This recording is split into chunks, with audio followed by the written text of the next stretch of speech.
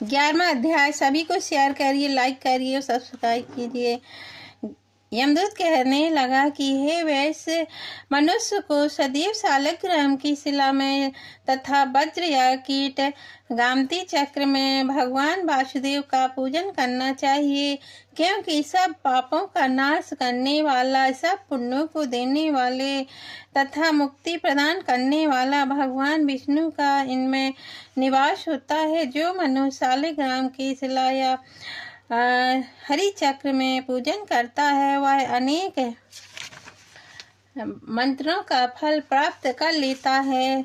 जो मनुष्य देवताओं को निर्गुण ब्रह्म की उपासना में मिलता है, वही फल मनुष्य को भगवान शालग्राम का पूजन करने में यमलोक को नहीं देखने देता। भगवान को लक्ष्मी जी के पास अथवा वैकुंठ में इतना फल आनंद नहीं मिलता जितना शालग्राम की शिला या चक्र में निवास करने में आता है।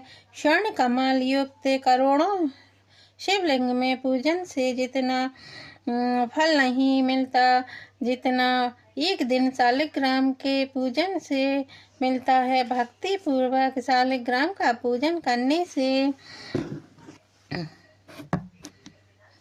विष्णुलोक में वास करके मनुष्य चक्रवर्ती होता है। काम, क्रोध, मोह, अहंकार से युक्त होकर भी मनुष्य शालग्राम का पूजन करने से वैकुंठ में प्रवेश करते हैं। जो सदैव शालग्राम का पूजन करते हैं, वह प्रलय काल तक स्वर्ग में वास करते हैं। जो दीक्षा, नियम और मंत्रों से चक्र में बलि देते हैं, वह निश्चित करके विष्णुलोक में प्राप्त होते हैं, विष्णुलोक को प्राप्त होते हैं। जो शालग्राम के जल से अपने शरीर को अभिषेक करता है, वह मानो संपूर्ण तीर्थों में स्नान करता है। गंगा, रेवा, गोमती, ये सब का जल शालग्राम में वास करता है। जो मनुष्य शालग्राम की शिला में सम्मुख है, शिला की सम्मुख है, अपने पिता का श्राद्ध करता है, उसके पितर कई कल्प तक स्वर्ग में वास करते हैं। जो लोग नित्य शालग्राम की शिला का जल पीते हैं, उनके हजारों बार पंचगद्य पीने से क्या प्रयोजन। यदि शालग्राम की शिला का जल पिया जाए तो सहस्त्र तीर्थ करने से क्या लाभ। जहाँ पर शालग्राम है, वहाँ वह स्थान तीर्थ स्थान के समान है। वहाँ पर किए गए संपूर्ण दान, होम करोड़ गुणों फल प्राप्त होता है,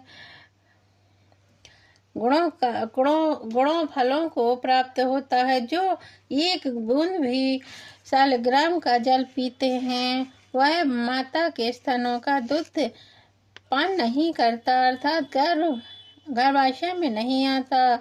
शालग्राम शिला में जो कीड़े मकोड़े एक कोस के अंतर में मरते हैं, वह भी वैकुंठ को प्राप्त होते हैं। जो फल वर्ण में तप करने से प्राप्त होता है, वही फल भगवान को सदैव स्मरण करने से प्राप्त होता है। मोह बस अनेक प्रकार के घोर पाप करने वाला मनुष्य भी भगवान को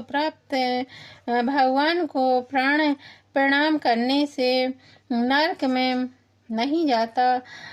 संसार में जितने तीर्थ और पुण्य हैं, भगवान को प्रणाम करने से नरक में नहीं जाते।